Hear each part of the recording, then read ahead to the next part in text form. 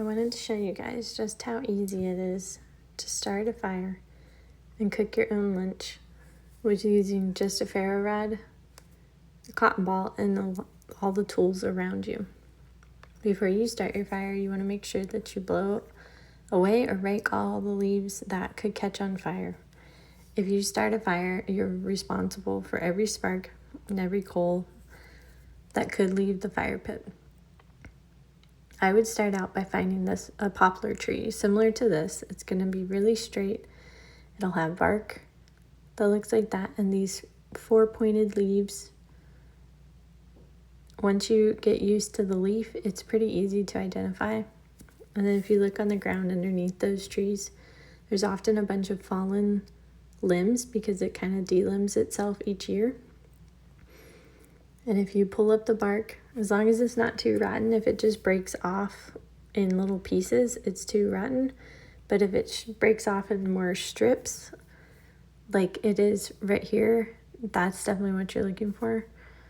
And you want to go ahead and pull that up and pull off probably a good handful where you feel confident enough that that would suffice for your tinder bundle and keep your fire going long enough to catch onto the matchstick size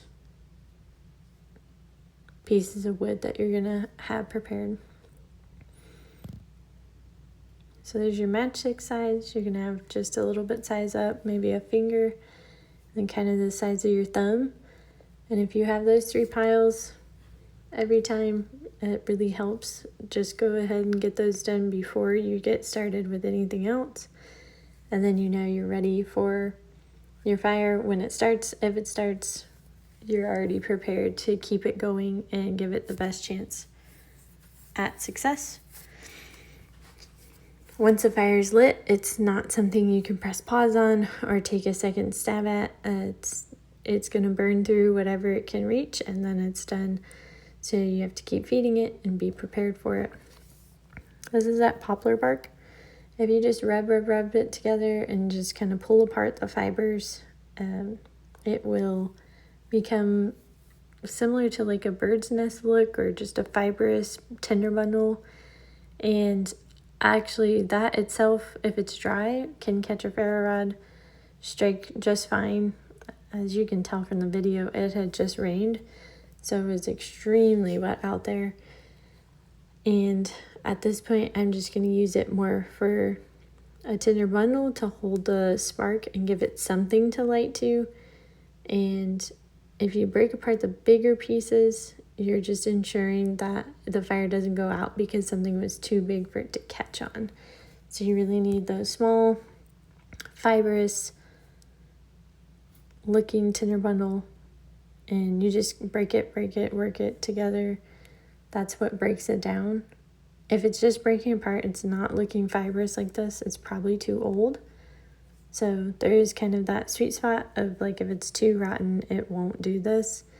If it's kind of in that just an older limb but isn't completely rotted out, it'll become a nice fibrous material. That is excellent for fire starting. And if you're on a hike or have a walk and you can just grab this early on, if it is all wet out there, you can always just shove this in your like jacket pocket and have it kind of warm up and dry out next to your body heat. I've done that before and it's really helped to get this dry and be ready for whenever you do finish your hike or get ready for your tinder bundle for your fire. So just because it rained, I'm going to go ahead and use this cotton ball. It has a lot of Vaseline on it. Those are great little tools to do in your everyday kit or your go bag. You definitely want something simple like that. It will normally light in all kinds of weather. Pouring down rain, like that cotton ball with the Vaseline is a fantastic way to get a fire going when the elements are against you. As you can see, it will catch and just give a long enough flame that even though everything else is wet, it will actually catch and stay hot enough to dry it out long enough to catch on fire. So right now it's just kind of drying out those fibers from the bird's nest that we built. And then it's going to climb up into the match size sticks. That's that first pile that you're going to put on top. If you see good solid smoke like that, it's probably best to just leave the fire alone and not mess with it too much. If you start moving it around or trying to blow too hard, you could actually affect it more. And if it looks like a solid smoke, then just go ahead and leave it. Let the wind kind of go in there and do its thing. If it starts to die though, then you can always lean down, go ahead and give it some air and make sure that it stays lit. At this point, I've put on another set of sticks, that second bundle, and the third can go on top because now the flames will lick up. And if they're wet, again, that flame will dry it out as it's working its way up the pile. So it's pretty easy. And then if you do have leaves, you can always burn those and just keep your area nice and clean. And for dinner, we did 1 pound of ground beef, with some organic olive oil. We also put some lemon juice in there. I like to use garlic powder and chili powder and some chopped onions. And then I top all that off with some garlic salt, or just salt if that's all that you have. If you have potatoes, you're going to slice those really thin, get that fairly evenly cut, and then mix that together with the meat so that it's ready to go into your aluminum foil little space that you're going to make for it. So just lay it out on the aluminum foil, kind of in a long loaf type idea, and then it'll wrap up like this in its own little bundle. The edges are what you really want to pay attention to though, because if those pop out or aren't crinkled down enough, it can let out all the steam. So I'll walk you through exactly how to do it. With that meat and potatoes right in the middle, you'll just start to lift up and pinch together. You're really wanting to keep the moisture in so it creates more of an oven effect and doesn't dry out your meat and potatoes, and just more so steams it once it's in the fire. So work your way all the way down to make sure there's no holes, because it will definitely steam out if there are any holes. I normally do 2 passes just to make sure it's doubled over, and that normally keeps it pretty safe and secure. And then if you have anything coming out, you can just push that right back in, but roll those up, and that way you know that it won't come out and come undone. You're just going to tuck those 2 sides like that, and that is actually all you're going to do. It's very simple to just take lunch on the go, especially if you're camping, hiking, whatever you're doing. If you don't have time, it's a great meal to just prepare even ahead of time, and then you have it ready for when you're ready to eat, and you can just pull it out. I like to use a rake when I'm putting it in the fire. It's definitely a lot easier. You're probably not going to get burned, and the biggest thing, you don't want to poke a hole in it in all your tin foil because you've worked so hard to wrap it airtight. So just find 2 coal beds once you've had your fire going for a while, and then you want to completely cover the hot pocket, and that way it'll cook evenly. If you have some coals on the top and not some on the bottom, or it has an area where it's just not on the fire, it's probably not going to cook. So think more like a Dutch oven where it's on the top and the bottom, and then just set a timer for 20 minutes. This needs covered a little more. Now you can see that we completely covered it. We did end up just putting some leaves on it because we were still burning leaves and we knew where they were, so it wasn't really a concern for us that we wouldn't find them. And that's really what you're looking for. Once the 20 minutes goes by, you want to probably get your rake, and now it's time to clear away those coals and see how your lunch did. So we kind of knew where that log was, so we can just scratch away the leaves that are burning and find our 2 hot pockets. This part is pretty simple. I think just go slow so you don't poke a hole. At this point, if you poked a hole, it would be more so that you would just get ash in your food, which wouldn't really be that yummy. There's one.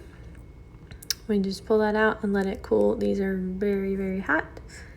So now to find the other one, and then we'll take a little peek inside and see how they did. That log is not working with us right now, but let's get this guy out, and then we'll see in what it looks like inside after cooking for 20 minutes. If you can't get it out, just roll it out.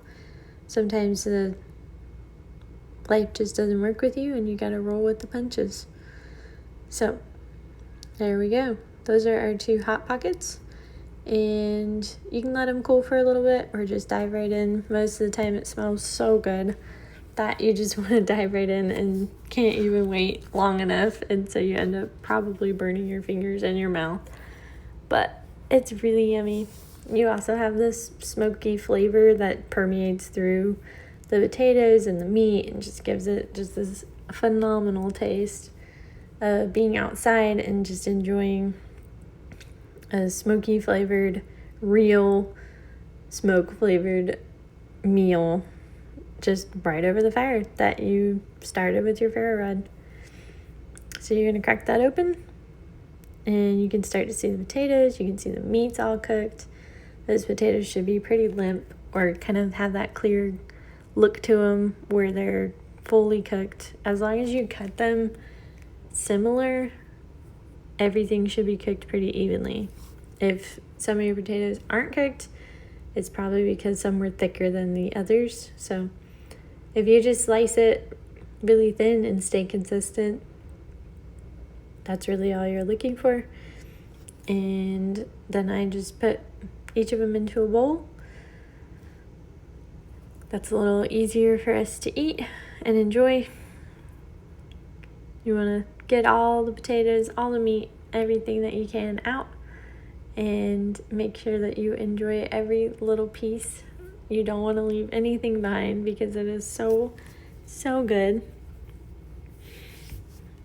Yeah, that really flavored through well too. Let's see what the second one looks like.